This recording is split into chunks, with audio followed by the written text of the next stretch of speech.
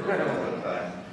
So first of all, that was very, very kind, Winnie. I have to say, when you come knocking, it's just easier to say yes.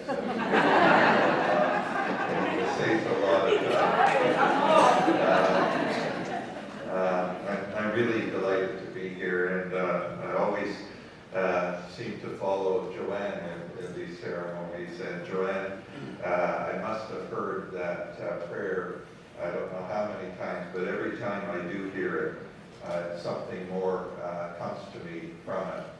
And if there's one part, I think it's the part today where you tell us if we ever make a mistake, own up to it and get on with things. And I think it's so true. And we're all fallible, and no one is perfect, and we have to remember that. And if I could share a story, the very first time I met Joanne was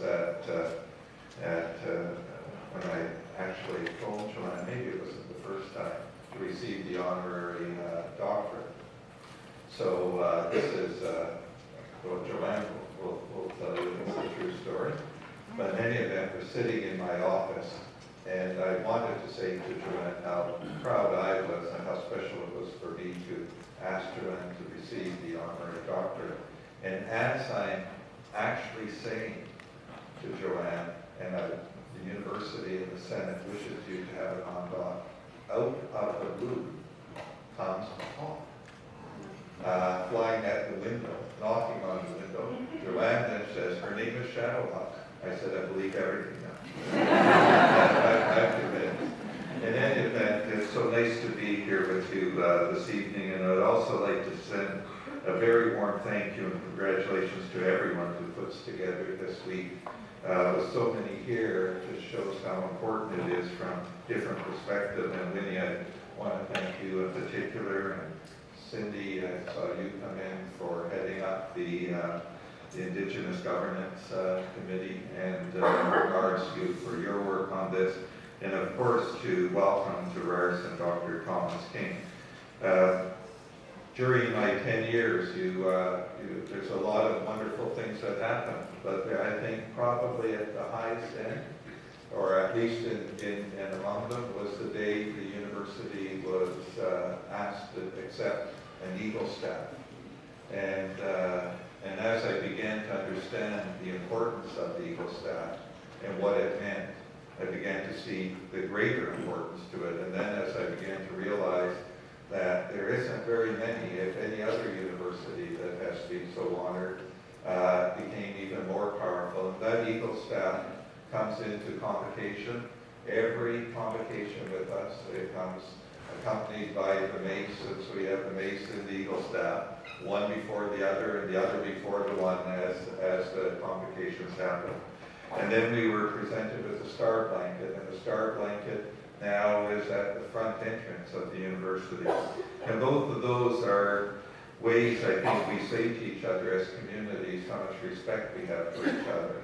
And that type of respect is one that is shared and earned by all of us in our community, and means so very, very much to the university as we go about building our relationships. And it is that strength of relationships between our groups and all groups that should symbolize what we are trying to do this week, which is enormous respect for everyone.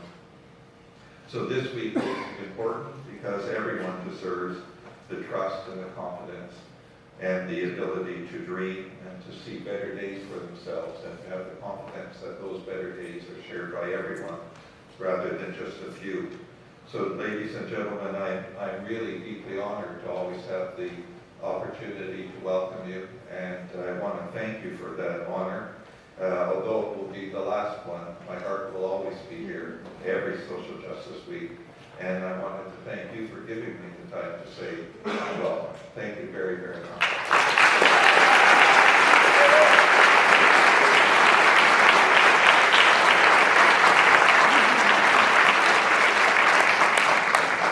Thank you, Sheldon. Next, I want to ask someone to come up who has joined Ryerson 2 years And it's Dr. Denise Greene. Yes.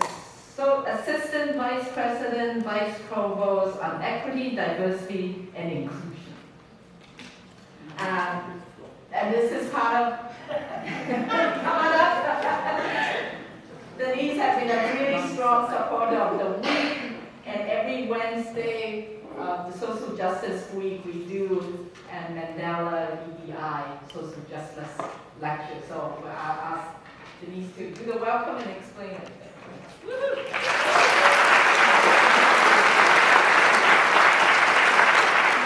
Welcome, and this is an awesome crowd here. It's just excellent to see everyone here today, and I'm very honored with the opportunity to have Dr. King join us today to launch off the theme of Indigenous solidarity for Social Justice Week. I'd also like to acknowledge that Ryerson sits on the traditional territories of Mississauga and New Credit First Nation, Chimigwich. As I understand it, Winnie wanted me to share with you a little bit about my role.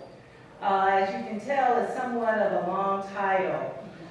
Assistant Vice President, Vice Provost, Equity, Diversity, and Inclusion. You will have a test after that. Sometimes I even forget. Sometimes I give myself a promotion. That's always a good one in front of my bosses. However, this position came out of the Anti-Racism Task Force report as one of the many recommendations. And the purpose is to have a senior level position that is connected to the administration to examine systemic barriers related to equity, diversity, and inclusion. So I call myself the Chief Diversity Officer, CDO, or maybe even better, the Chief Equity Officer, CEO. This position is responsible for leadership, expertise, advocacy, coordination across the entire university in order to integrate, as we call it here, EDI, throughout the entire Ryerson organization and community, spanning from, as you might guess, hiring practices to institutional policies, from having an accessible campus in terms of its facilities, to course management and curriculum. The downside of it, excuse my voice cracking here, the downside of it is I have two bosses. The Vice President Academic and Provost, as well as the Vice President Administration and Finance. The reason for that is so this position can influence the entire organization. Not just one side of the house, not just another side of the house, but the entire house. So with that said, I'd just like to say, as you may have guessed from my accent, as an American, I feel very, very extremely honored to have the opportunity to work here at Ryerson and to work with a wonderful group of people at Ryerson as well as throughout the GTA, because we value EDI and we understand that it takes commitment, intentionality, as well as action.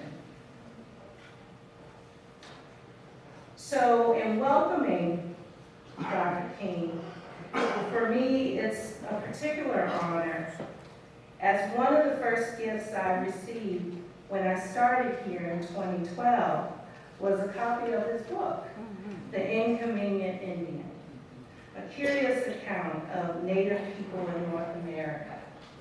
As a newcomer to Canada from the United States, it was very interesting to read Dr. King's comparisons between the treatment of Aboriginal people in the U.S. and Canada. His sharp and cutting sense of humor really brought home an awareness of the histories, but also the impact these histories have had and continue to have on Aboriginal people on Turtle Island. I would like to take a minute just to read a quote from another famous Canadian author, Dion Rand, on the Greene and Indian. A book of, quote, a book of incredible range and genius, from the iconography of the Indian sedimented in everyday objects, from butter to missiles, to the ongoing economic war waged against First Nations peoples across North America. Thomas King is magisterial in his devastating and comprehensive dissection of history, contemporary politics, and culture. His analysis is incisive, the seam of irony running through his prose as affable as a fillet knife, end quote. Tonight we look forward to hearing more of your analysis, Dr. King. And I sort of like saying Dr. King when, you know, resonates for me in a number of ways, as you might imagine. Ideally, after tonight, as participants here, we can use Dr. King's talk to motivate the hard work that still needs to be done in the days and years ahead as it relates to social justice for Aboriginal people in Canada, as well as other people who seek equity and social justice. So, just in closing here, I'd just like to say that I learned that Dr. King is an expat American and is now a Canadian citizen. And I'd just like to say, Tom, lucky! I would actually like to be a Canadian citizen. I just recently applied for permanent resident status. Don't know if I'm going to get it, but I can tell you the many hoops that I went through, including needing to take an English test. I barely passed, but I made it. Last item, a shameless plug for the Wednesday event. I'd just like to say that I hope you have the opportunity to come out this Wednesday, October 8th. In the same exact room at 7 p.m., Dr. Melissa Harris-Perry will join us and give a talk on From Ferguson to Toronto. I hope you know what this means. Hands up, hands up, hands up. Examining race, politics, and scholarship. This will be the inaugural Mandela EDI Social Justice Annual Lecture. So we're very honored.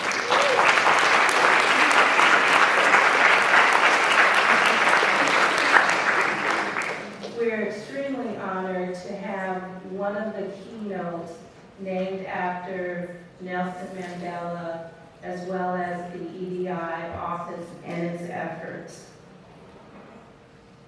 Please, if you have the opportunity to come, join us.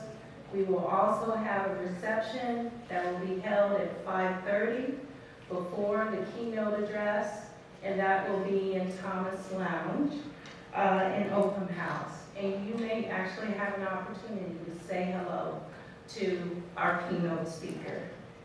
So with that said, let's get on with the event. Thank you very much.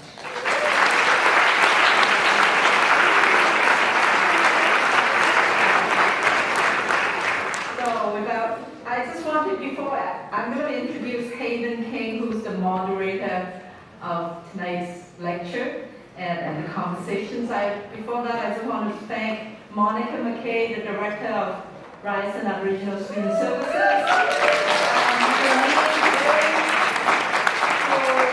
for her magic and got us Dr. King here.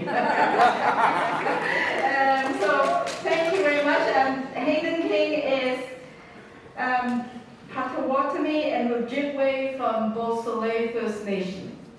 At Ryerson University, Hayden is the director of the Center for Indigenous Governance in the Faculty of Arts, and assistant professor in the Department of Politics and Public Administration, and a member of the Yates School of Graduate Studies. Hayden's teaching focus is on Canadian history and politics, Indigenous politics, international relations, and political economy. Please help me welcome Hayden King.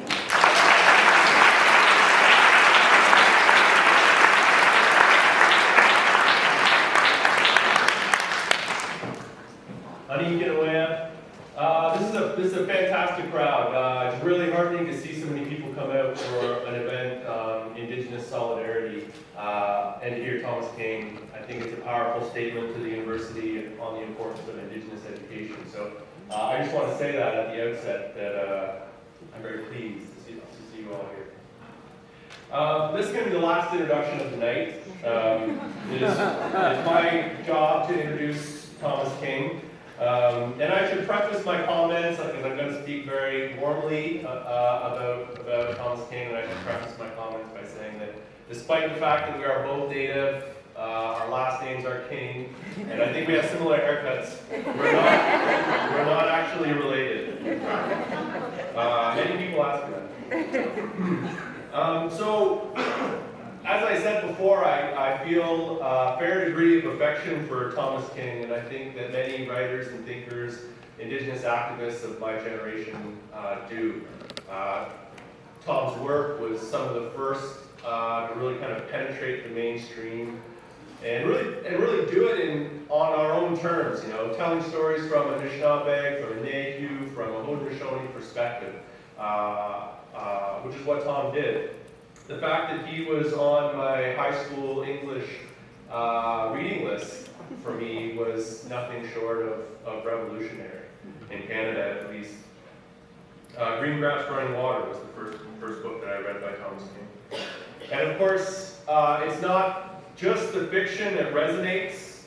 One of his recent books, his most recent book, well, I shouldn't say his most recent book because he has a new book out, but pretty good. He's going to talk about it. But his last book before his most recent book, The Inconvenient Indian, an Indigenous history of Canada and the United States, or an Indigenous narrative of Canadian history, American history from an Indigenous perspective, or as he would call it, an adult conversation about our relationship, which is a really important, I think, way to frame it, because for far too long, you know, we tell myths about our lives together as Indigenous peoples and Canadians. And so I think it's a really important book. It's a really persuasive and damning examination of those myths that we tell ourselves. And when I read The Inconvenient Indian the first time, and of course I recommend this book to everybody that wants to begin learning about Indigenous peoples in Canada. When I read that book the first time, I thought back to his Massey Lectures in 2003. And he said, you know, Tom is very famous, he has very famous quotes about his stories, you know, but this is my favorite quote. You have to be careful about the stories you tell, and you have to watch out for the stories that you're told. And I think that was really important for me, and especially as I was reading The Inconvenient Indian, because this is what draws me to Tom's work, I think. This ability to kind of inculcate or nurture critical thinking within you, when you don't even realize you're being taught these lessons. He empowers you as a reader. And I felt that as, you know, a lost mixed blood Chippewa in high school, and I feel that today as a grown man. When you read Tom's work, you feel a pride. And you know, I don't know how he does it, but anytime you read somebody that can make you proud about who you are, they are a real treasure.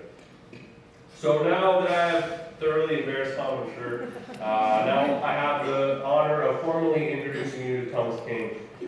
So Thomas King is among North America's premier public intellectuals. For the past 5 decades, he's worked as an activist for Native causes and has taught Native literature and history at universities in the United States and Canada. He's the best-selling author of 5 novels, including Medicine River, Green Grass Running Water, Truth and Brightwater, which is my favorite, 2 collections of short stories, children's books. I read Coyote Solstice story to my daughter on a weekly basis, and if you have young children, Please get that book. In 2003, Tom was the first native speaker to give the Massey Lectures, titled The Truth About Stories. He's been nominated and won numerous awards and honors, including the National Aboriginal Achievement Award, the Governor General's Literacy Award, the Trillium Book Award, the Commonwealth Book Prize, the Order of Canada, and on and on and on. He is Cherokee and Greek with some German mixed in. He lives in Guelph, Ontario. And Tom is going to read from his latest book, which we all have the privilege of hearing for the first time, before anybody else, I think, or most people anyway. So we're going to hear from that new book, and then Tom's going to talk a little bit about social justice, and then Tom and I are going to have a conversation here about some of the issues, the contemporary issues affecting Indigenous peoples in Canada, and more specifically, I think, around the relationship between Canadians and Anishinaabe, Nishnawak, Haudenosaunee peoples. We'll talk a little bit about Indigenous solidarity. So please, Iniwag, Queag, Kinawea, please join me in welcoming Thomas King.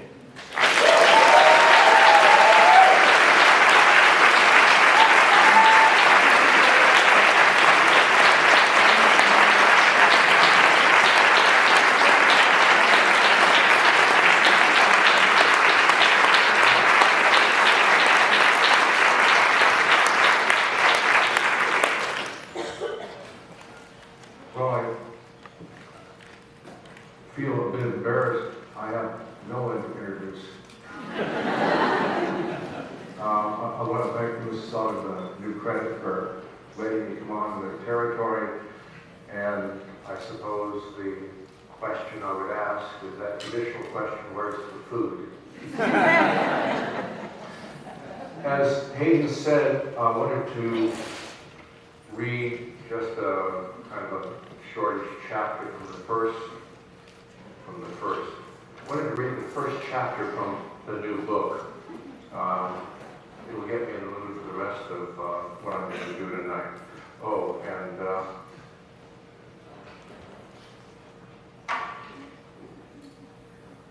anybody gives me a hard time, I play that.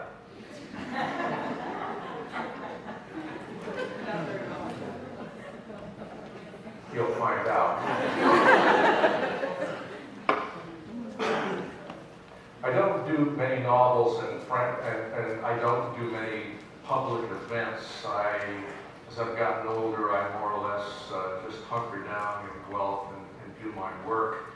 But what happened was when I retired and decided I was going to try to emulate J.D. Salinger and sort of in the literary landscape, I discovered that I had friends.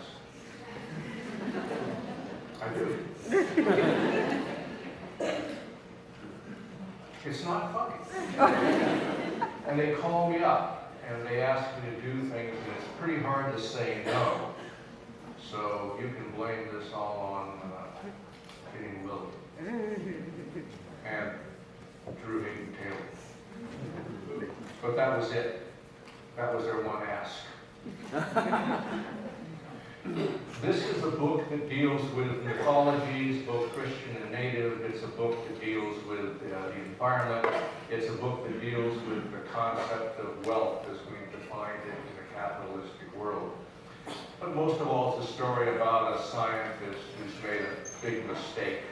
And now he's going to try to rectify it as best he can. So we'll read the first chapter from the back of the turtle. Oh, and by the way, that's me on the back cover. And on the front is my partner. So you can't see this, right? We were in New Zealand and walking along a trail near the ocean, and she found this lagoon, beautiful lagoon. You have to understand something about my partner, is that whenever she sees water, she wants to take her clothes off. I don't. She does. And so she went skinny dipping. I took out my camera because I'm a photographer after all. I took a picture. I brought her home. She saw the picture and said, "Oh, I can paint that." And I said, "Sure, go ahead." And so she did. And then after I wrote this book and I was casting around for a cover, I said, I like that cover. So this is the only book where it has my face on the back and her butt on the front.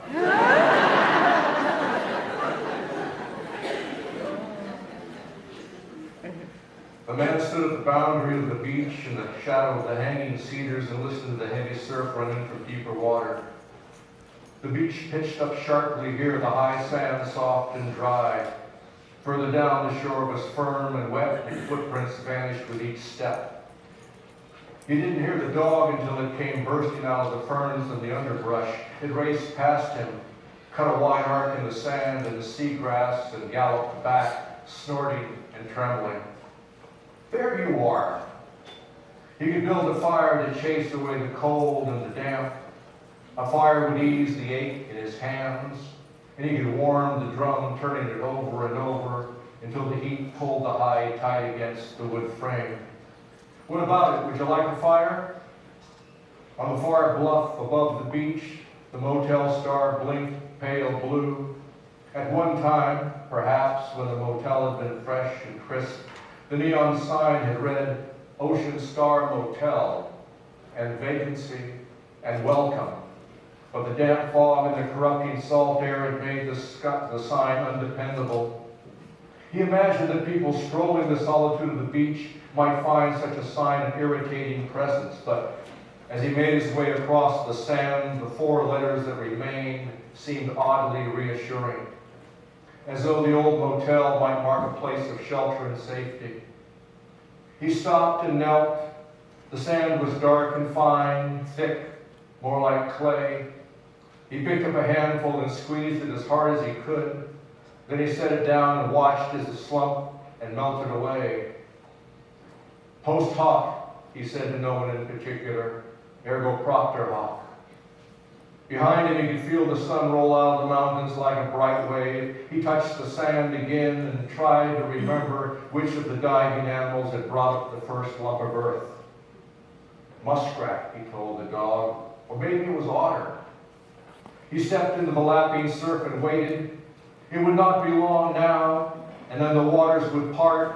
The sand flat would rise out of the receding tide, wet and dark, like the hump of a massive sea creature. And the path to the lonely cluster of rocks in the distance would clear, straight and narrow. The apostles. During much of the tidal cycle, they were little more than a low-lying cluster of bleak crags beaten by the waves. But when the moon turned to face the earth, the sea would pull back to reveal tall columns of basalt, smooth and sharpened by wind and water, slanting into the sky and braced against the racing currents. The dog moaned and looked back to the high sand. "It's okay," said the man. "You don't have to come." At one time, the lower reaches of the apostles had been covered with orange starfish, black mussels, and purple urchins. Crimson crabs scuttled in and out of the crevices and cracks, and green sea anemones that fluttered against the rock like grass. But not now. Now all that remained of that community were the bleached bodies of barnacles still bound to the rock as they had been in life. It was impossible to avoid the brittle shells, and with each step they shattered under his feet. The rock itself was smooth and slick at first, but as the man climbed, the basalt turned ragged by degrees, scored with deep channels and razor flutes. Near the top he found the narrow saddle, a tentative refuge, a place from which to watch the tide come in and cut off any escape. He had been here before, and each time he had retreated to the beach before the sea swallowed the rocks. Not this time. He turned towards the eastern mountains, angled the drum to catch the rising sun, and began a memorial song. But the elk skin was too soft now, too damp.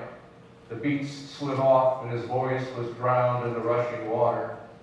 In the distance, he could see the dog laid out on higher ground. And in that moment, he thought about retreating once again. But the path back was only a memory now. All safety choked off as the sea ringed the apostles in ink and foam. He began the song anew, picking up the beat and raising the pitch so that his voice carried above the slicing surf. The sun was full in his face now, the sky blue and polished. It was going to be a good day. But as he turned back to the ocean to encourage the tide, the drum died in his hand. No. The fog had come out of nowhere. Dank and dark, its mouth gaping, it raced across the water and swallowed the dawn whole and complete. No, no, no, no! He slumped against the side of the saddle. So this was how it was going to be.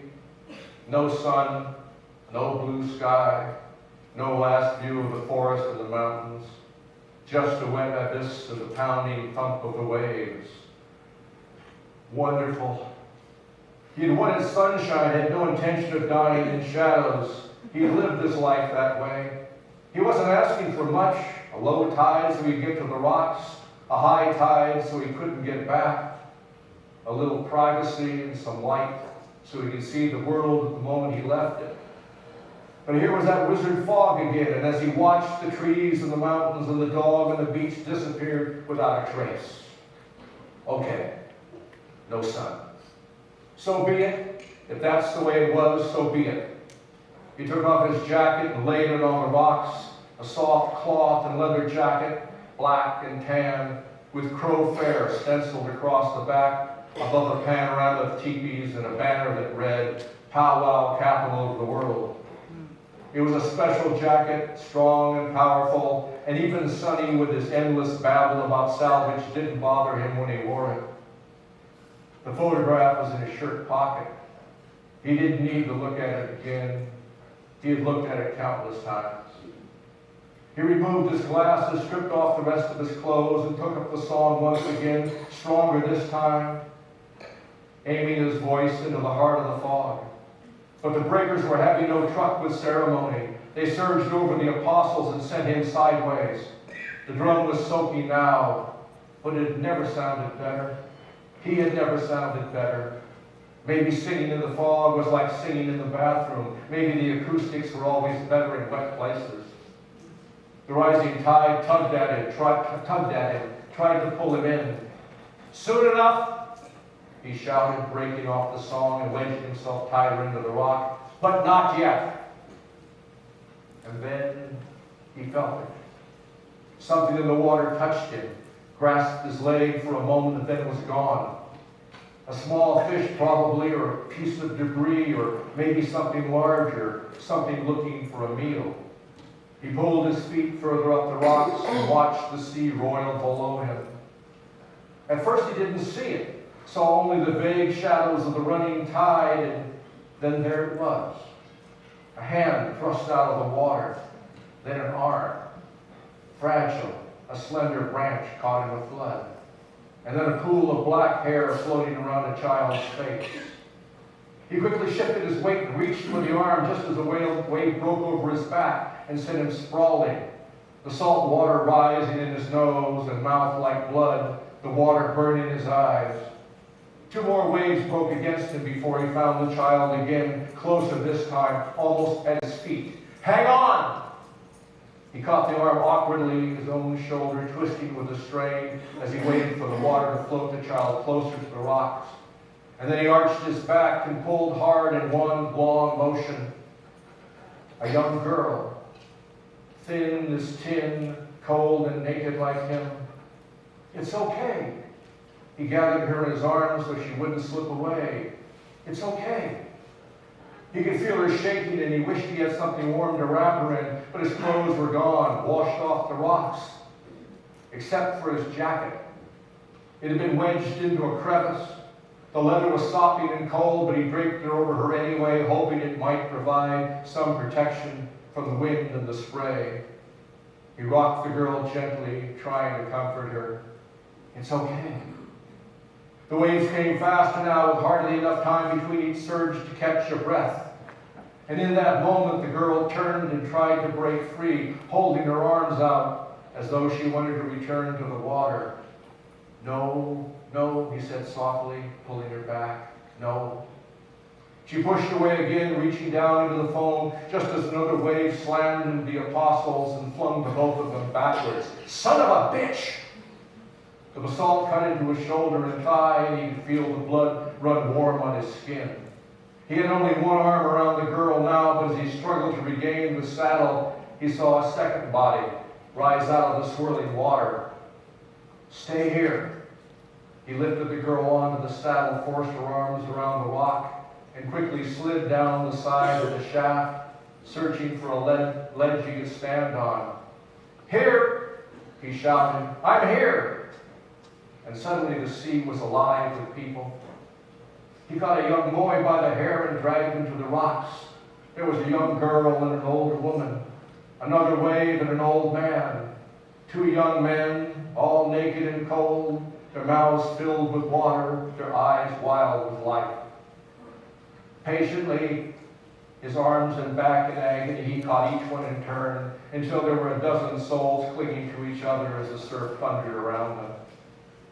And then, for no other reason other than exhaustion and exhilaration, he began to sing again. Not the memorial song, a grass dance this time, a fierce song, a song for warriors. For now he knew these people. They were the sea people, the first people, the ones who had come from the ocean when the world was new, the long black hair, the fierce eyes. They had heard his song and they had come to be with him in his dying. Or perhaps he had summoned them. Perhaps it was time for a new beginning. Perhaps it was time for the twins to walk the earth again and restore the balance that had been lost. He quickened the beat and imagined that the song alone had brought them forth, that his singing alone would hold the ocean back. And then very slowly, one voice at a time, beginning with the girl who had first reached out to him from the water, the people began to sing with him, their voices higher and sharper than his, until the tide turned again and the fog began to clear. And as the melting light revealed the shore and the trees, the sea people touched his hand in turn and slipped back into the calming water. He stayed on the saddle, and when the sun returned and the sky was high and cloudless, he waded to shore, watching the while for the young girl with the long black hair, hoping she would appear to greet him. But the only person waiting for him when he limped back to the beach was the dog.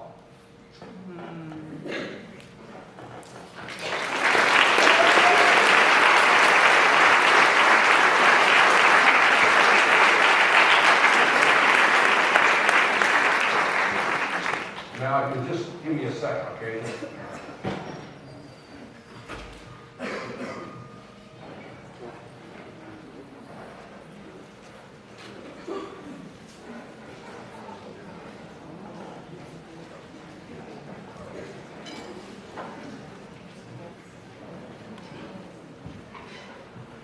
It wasn't my book.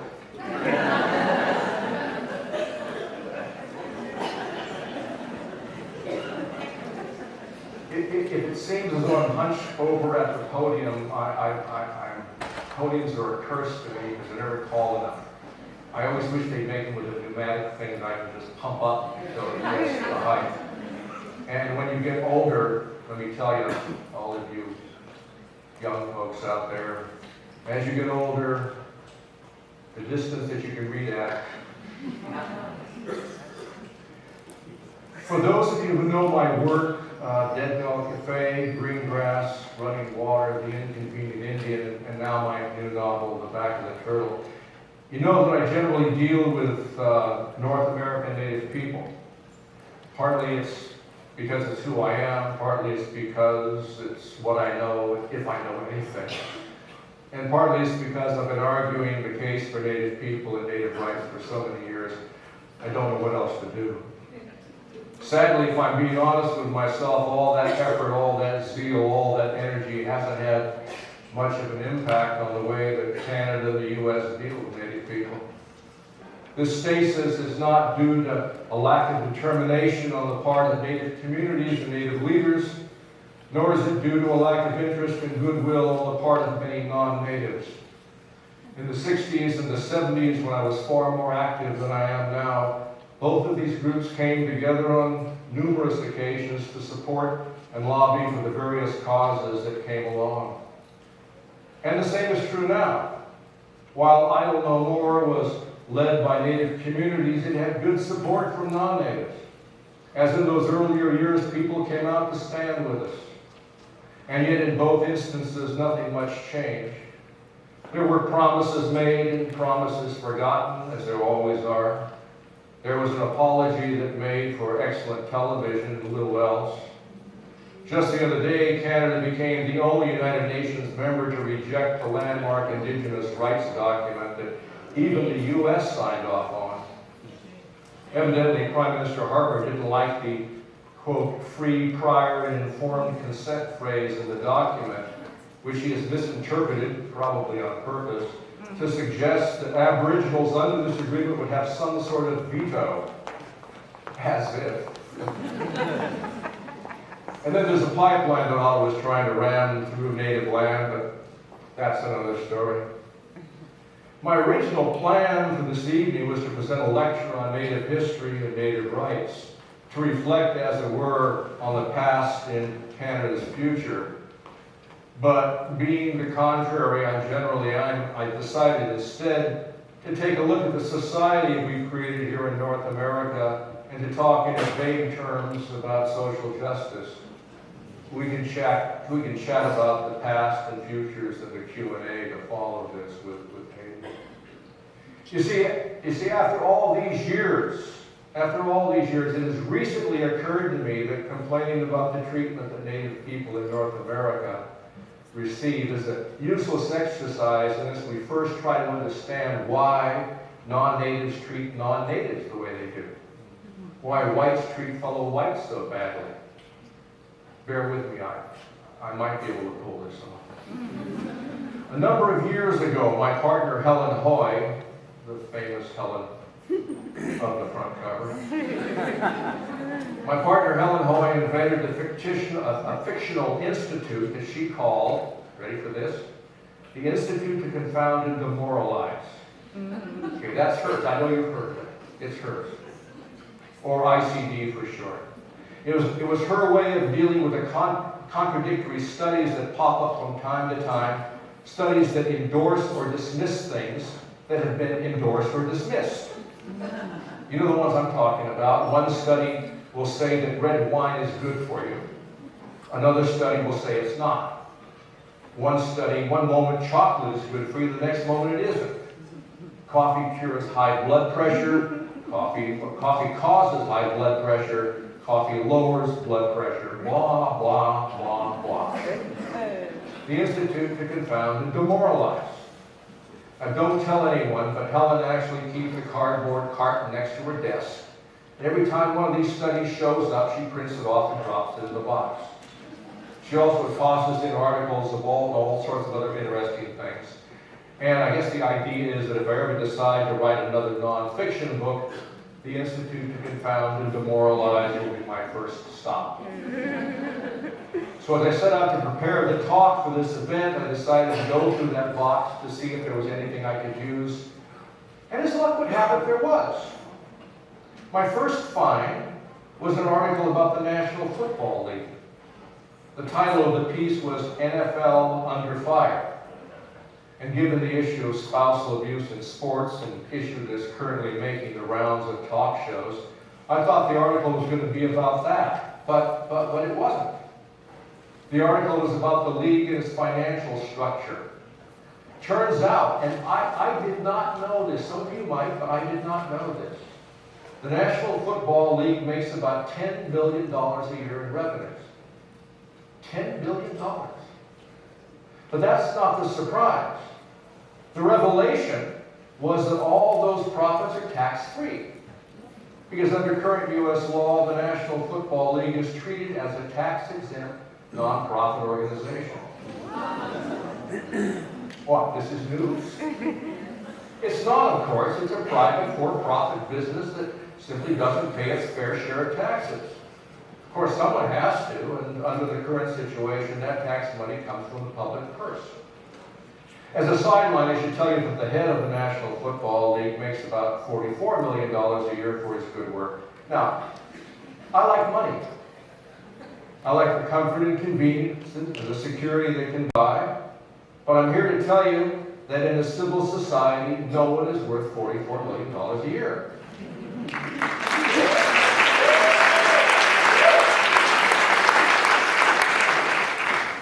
I'm not. Neither is the commissioner of the NFL, Robert Goodall. Neither, as a matter of fact, are you. Paper clip to the NFL article was the second article on money and happiness. Sometimes Helen does this if she thinks there might be a possibility of intellectual overlap. The story looked at the amount of money an individual needs to be happy.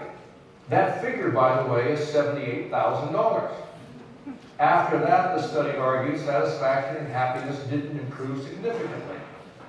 So, just out of curiosity, how many of you here tonight make around $78,000 a year? How many of you make more than $78,000 a year? Yeah. Oh, come on, it's We're not that honest, embarrassing. yes. Yeah. How many of you make less than $78,000 a year? Oh, it's too bad. Now, between you and me, I think that $78,000 is low. And because I'm a generous guy, I say that happiness is really at $100,000 a year. So given the average longevity for men and women in Canada, it's around 83 years. This would mean that the salary that the big kahuna at the NFL gets would make 440 people very happy. Or you could use the same money to pay 5 people $100,000 a year from the day they were born until the day they died. Or you could fund a decent daycare program.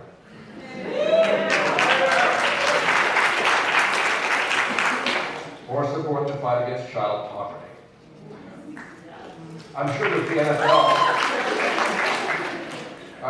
NFL and people such as Mr. Goodall are concerned about such things. Now, I don't know about you, but any discussion about money and salaries and such always leads me to the issue of equal pay for equal work, and its current day variation, equal pay for work of equal value. And yes, in the Institute to Confound and Demoralize box was a series of articles on that very subject. One of them reminded me that Ontario had passed the Pay Equity Act in 1987, an act that was supposed to close the wage gap between men and women. Another reviewed the 28-year-old battle that female postal workers had won in 2011 to receive equal pay for equal work. Still, according to that same article, women continue to make around 30% less than men. Now, mind you, that's an improvement. In my mother's day, the gap was around 50%. And while I'm pleased to see that the chasm has narrowed, I was surprised to find out that it hadn't closed any further than 70 cents on the dollar. So I did what any good researcher would do. I called my mother. She's 92. I figured I'd throw a little oral history into my talk. In the 1960s, she was a single woman with 2 young sons working for an aerospace company in California called Aerojet. One day, headhunters from Boeing Corporation came along and made my mother and 6 other men a really good offer if they'd come to Seattle and work for that company. They were hired as a team. Everybody was equal pay, equal ratings, all of them were supposed to get a numerical control engineer rating. So, great, guaranteed pay, guaranteed ratings. But after my mother got to Seattle, after she settled into her new job, she discovered that while the 6 men had gotten the promised salary and the promised numerical control engineer rating, she had not. So she brought this oversight to the attention of her supervisor, a nice man who was sympathetic. Unfortunately, he told her nothing could be done about the matter after the fact, but that if she worked hard and did well, then at the end of the year, he would see that she got the salary and the rating that she had originally been promised. So she waited. She worked, and at the end of the year, she went back to that supervisor. It was, to hear her tell the story, an uncomfortable meeting. Evidently, the poor man had suffered a brain trauma. He swore he could not remember such a conversation, nor could he imagine why he would have said such a thing. So my mother patiently repeated that conversation, and if you know my mother, she repeated it verbatim. Supervisor wiggled one way and he wiggled another, and in the end he said he would take the matter up with his supervisor. Personally, I think he just said this to get my mother out of his office, but if that was his plan, well, it was a really poor one.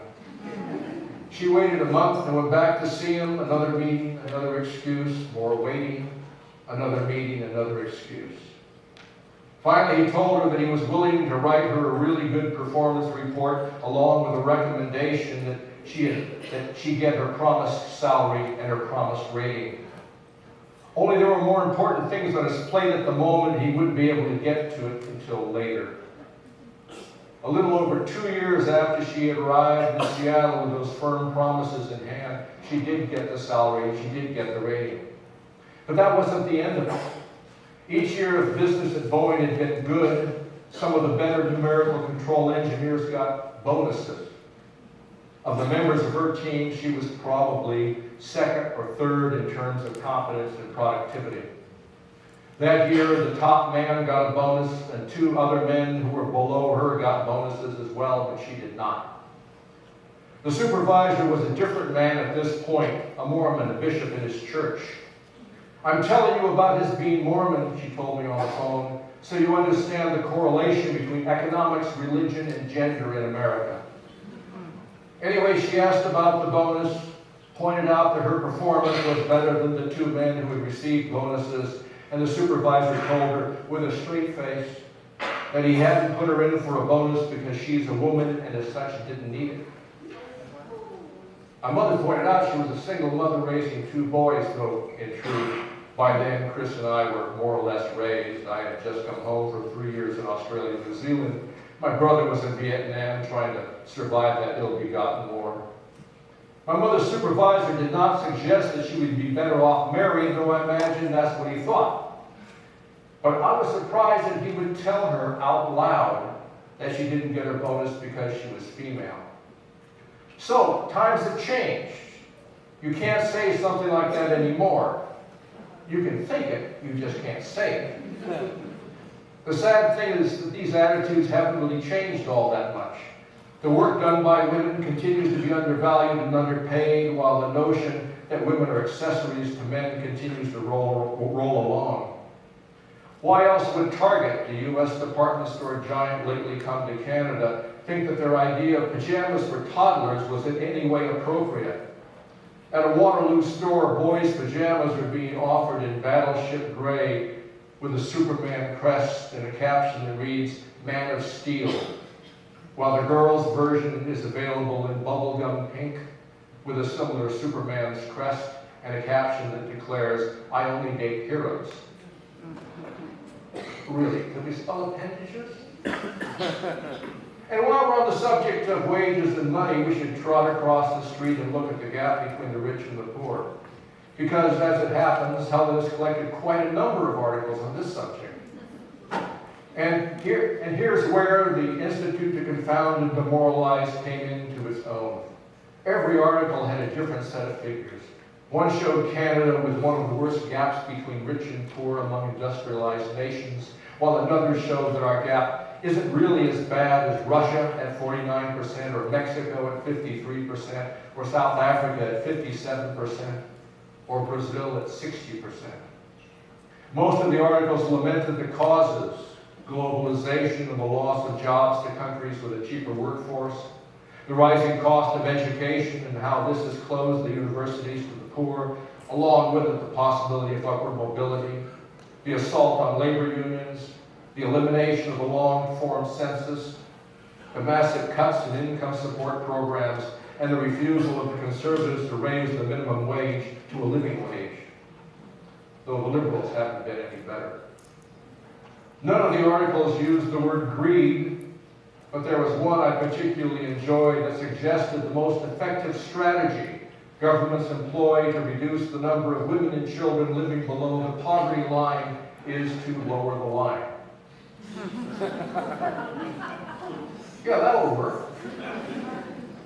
After all that reading, I'm still not sure what the exact situation is in Canada. In 2008, the top 10% earned 10 times as much as the bottom 10%. That was 6 years ago, and I suspect that figure is widening. Oh, and there was an article that did say that on the first official working day of the coming new year, January 2nd, 2015, Canada's top CEOs will earn as much on that single day, around $50,000, as the average Canadian will make all year. We're not talking about the poor here, we're talking about the middle class. The most chilling comparison was a short study that pointed out that the world's 85 richest people have accumulated as much wealth between them as half the world's population. Really, how the hell do you spend that kind of money? What do you buy? Well, if you're Tom Monahan, the founder of Domino's Pizza, you might want to buy a town, which is exactly what he did. Ave Maria is an ultra-conservative enclave in Florida near Naples, completely controlled by Monahan, who owns the land the town sits on and governs the territory in much the same way that feudal lords used to manage their kingdoms. You might think that such a thing is impossible in this day and age, but Monahan was able to lobby the state of Florida to pass a bill that gave his town special interest status. In 2004, believe it or not, Governor Jeb Bush signed Monahan's bill into law. Then again, if you know the political and social history of Florida, it may not come as much of a surprise at all. In Ave Maria, under the special interest legislation, landowners have complete control of the town. Registered voters who live there have no vote in what laws are passed or how the town is run. And since Monahan's holding company is the largest landowner, Monahan gets to be king forever. Mind you, if I were a billionaire, I have no idea what I'd do with that money. Probably something equally stupid. But I digress. The last article I found in the box has nothing to do with gender disparity, wage gaps, private towns, and the like, but it does take us back to the National Football League and one of the teams, the Washington Redskins. In the last few weeks, if you've been paying attention, and of course you have, the old controversy of appropriate sports mascots has come to the front again. There are a number of pro sports teams that have Indian mascots. The Redskins are only one of many such teams in Canada and the U.S. The focus on the Redskins simply comes from their being housed in the U.S. Capitol. Native groups, and I was part of some of those groups, have lobbied for years with no success to get the Redskins to change their name. Dan Schneider, the current owner of the team, has made it clear that he is not about to find a less racially charged name anytime soon. He's even invented his own linguistic interpretation of the term redskin, which Snyder suggests stands for honor, respect, and pride. Not everyone agrees, of course. Jackie Pata, the executive director of the National Congress of American Indians, describes Snyder as living in a bigoted billionaire's bubble. I just love alliteration. Bigoted billionaire bubble. If I had written that, Helen would have said, no, you can't do that. No matter how much of his fortune Mr. Snyder spends trying to convince the world that slurring people of color is acceptable, said Pata, it is not. My point here isn't a history lesson. I bring the matter up to ask the simple question that is germane, I think, to all social justice issues that I've talked on this evening. Why is it so hard? I can see where matters such as gender, wage equity, and the continuing disparity between the rich and the poor might be difficult inequities to settle quickly. But the name of the sports team? Stanford University changed its name from the Indians, from the Stanford Indians, to the Cardinals. Nor are they the only example of a sports team that dropped their Indian iconography with little fuss and no ill effects to the school. Now, if I'm being fair, I should point out that the Washington Redskins management did make some small changes. How many of you know the Washington Redskins fight song? Okay, that's okay, I do. Not too long ago, the lyrics to the fight song used to go like this.